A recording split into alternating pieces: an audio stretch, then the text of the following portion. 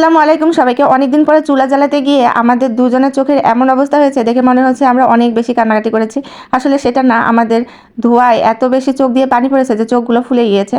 তো কাজ করতে করতে সুমাইয়া হঠাৎ করে বলল যে আপু, মম্মু আপা তো মাঝে মাঝে এই কাজটাই করে, আসে না? তো এর আগে ও আমাদের বাসায় আসছিল, ঠিক সেই বুঝেই গেছিলো, এখন প্রায়ই ও আসে, তখন বুঝেই গেছে যে মম্মু আপা এই কাজটা আমাকে করে। তো ও সেদিন গেস করতে পারছিল বিধায় আলহামদুলিল্লাহ ও আমাকে বলল যে মাছগুলো আমাকে ছাদে এনে দেন, আমি কেটে দিয়ে এখান থেকে পরিষ্কার করে বাসায় নিয়ে যাচ্ছি।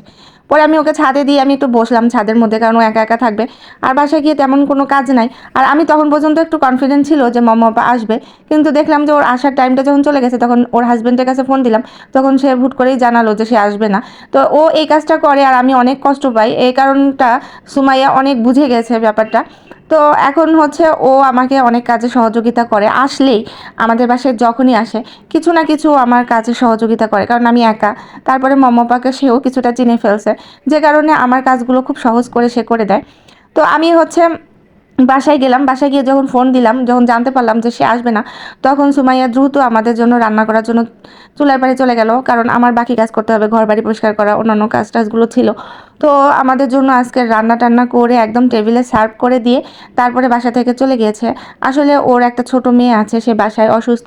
তারপর আমাকে যে যে এতটুকু সময় দিয়েছে, আর ও প্রায়ই মাসে মানে আসতেছে আমার সাথে দেখা করতে ওর কিছু প্রয়োজনে।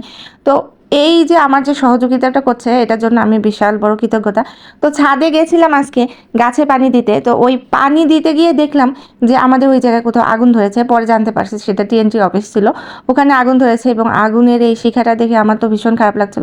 আগুন জিনিসটা ভীষণ খারাপ, আল্লাহ না যেন কত মানুষ সেদিন অসুস্থ হয়েছে বা হয়েছে।